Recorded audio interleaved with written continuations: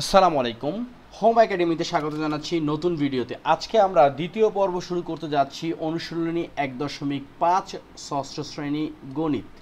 আমরা শুরু করব 6 নম্বর অঙ্ক থেকে এবং 6, 7, 8, 9 এই পর্বে আমরা শেষ করব এবং সবগুলোই কিন্তু কথার অঙ্ক। ওকে, কথার অঙ্ক। প্রথম অঙ্কে কি লেখা আছে আমরা একটু আলাদা করে ফেলি জামাল সাহেবের অঙ্কটাকে। প্রথম অঙ্ক অর্থাৎ 6 নম্বর অঙ্ক, যেখানে লেখা আছে জামাল সাহেব তার বাবার সম্পত্তির 7/18 অংশের মালিক। তিনি তার সম্পত্তির 5/6 অংশ 3 সন্তানকে সমানভাবে ভাগ করে দিলেন। প্রত্যেক সন্তানের সম্পত্তির অংশ বের করো। আমরা শুরুতে যে কাজটা করতে পারি, প্রথম কথা হচ্ছে জামাল সাহেবের সম্পত্তি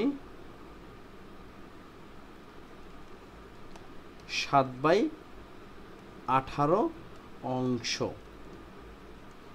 ওকে, একটা পার্ট আমরা এখানে যেহেতু দেয়া আছে। 2 নাম্বার হলো তিনি তার সম্পত্তির 5/6 অংশ 3 সন্তানকে সমানভাবে ভাগ করে দিলেন। তো স্টেপ 2 হচ্ছে গিয়ে যে এটাকে লিখতে পারি দেয়া আছে। তারপরে কি দেওয়া আছে, তিনি সম্পত্তি ভাগ করলেন কত, 5/6 অংশ।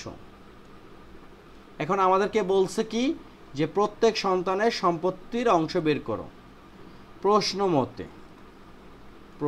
মতে সেটা কি হবে, সন্তানদের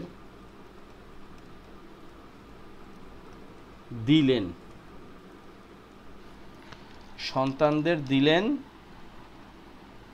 কি হবে, 7/18 এর 5/6 অংশ। ওকে, এটা ঠিক আছে। তো এখন আমাদেরকে যে কাজটা করতে হবে, কোনো কাটাছিড়া যায় কি না, 7কে 18 দ্বারা কাটা যায় না, আবার 18কেও 5 দ্বারা কাটা যায় না, 7কে 6 দ্বারা ভাগ করা যায় না, 5কে 6 দ্বারা ভাগ করা যায় না। তাহলে আমরা যেটা করতে পারি, 6 48 8, হাতে 4, 6 6 আর 4 10, এটা একটা বসলো। আর উপরে হচ্ছে 5 7 35, এই অংশ হচ্ছে গিয়ে মানে তার যে সম্পত্তিটা আছে 7/18 অংশ, যেটা সে তার বাবার কাছ থেকে পেয়েছে, সেখান থেকে 5/6 অংশ যেটা হলো গিয়ে 35/108, এই পরিমাণ কি করছে, উনি দান করছে। সুতরাং প্রতি সন্তান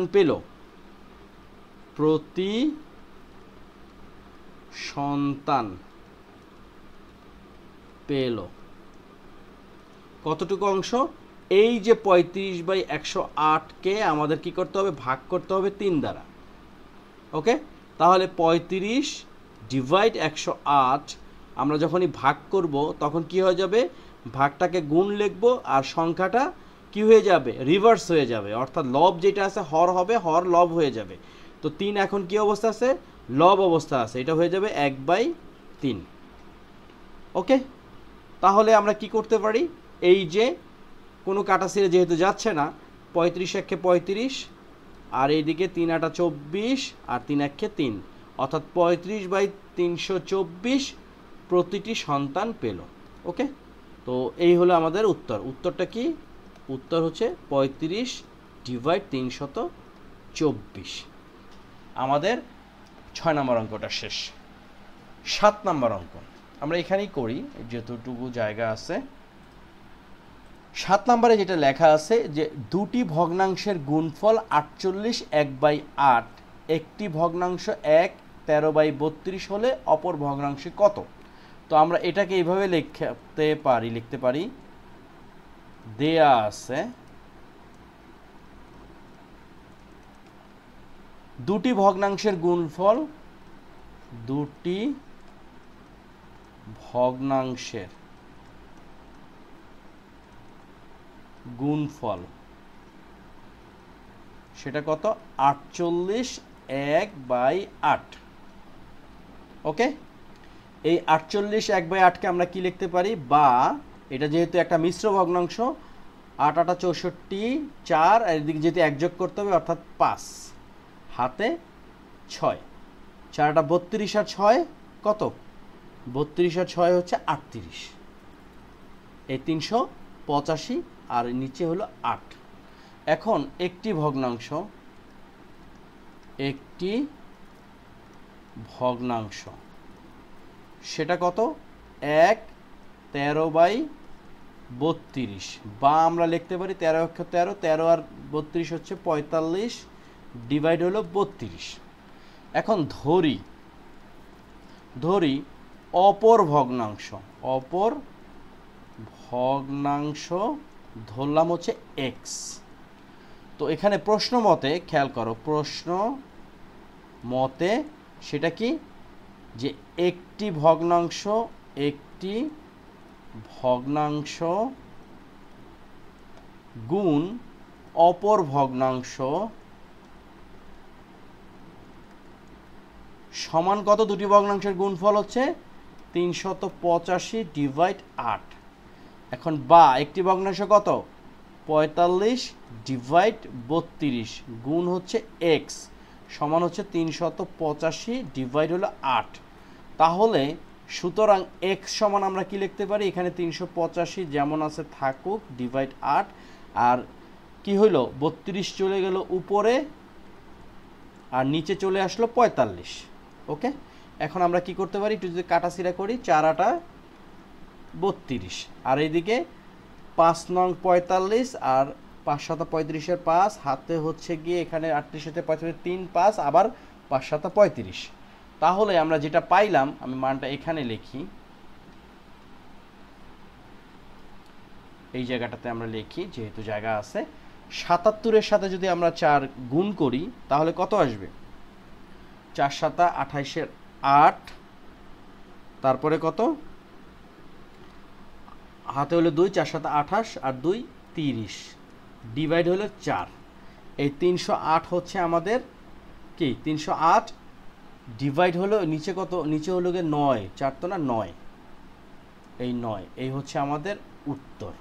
তো এইটাকে আমরা যদি একটু, এটা হচ্ছে একটা মিশ্র ভগ্নাংশ আছে, আমরা এটাকে যদি এটা একটা অপ্রকৃত ভগ্নাংশ আছে, যেহেতু হর বড়, মানে লব বড় হরের তুলনায়, সুতরাং এটা একটা অপ্রকৃত ভগ্নাংশ। আমরা লিখতে পারি এটাকে যদি ভাগ করি, দেখো 308 এখানে 9 দ্বারা ভাগ করলে 3 9 27, তাই তো? এখানে 2 নামলো, এখানে 3 নামলো, আর এদিকে 8, 4 9 36, 8 থেকে 2 বাদ 6 বাদ দিলে 2, সুতরাং আমরা লিখতে পারি 34/2/9। এটাই হচ্ছে আমাদের উত্তর। তাহলে অপর ভগ্নাংশটি কত? অপর ভগ্নাংশটি হচ্ছে 34/2/9। ওকে, তো আমাদের 6 এবং 7 নম্বর অঙ্কটা হয়ে গেল। এই পর্বে আমরা আরও 2টা অঙ্ক করব, একটা হচ্ছে 8 অথবা 9। না, আমরা একটা কাজ করি, এই পর্বটা এখানেই শেষ করি। 2টা অঙ্ক আমরা 2 নম্বর পর্ব শেষ করি, 3 নম্বর পর্বে গিয়ে আমরা 8 আর 9 শুরু করব। তাহলে হবে কি, একটু আলাদা আলাদা করা থাকলো, তোমাদের বুঝতেও সুবিধা হলো। তো তোমরা সবাই ভালো থাকো, সুস্থ থাকো। 3 নম্বর পর্বে আমরা আরও 2টা অঙ্ক করব এবং পরবর্তী পর্বে আমরা এই অধ্যায়ে লসাগুগুলো করার, এই অধ্যায়ে সরল অঙ্কগুলো করার চেষ্টা করব। তো তোমরা সবাই ভালো থাকো, সুস্থ থাকো।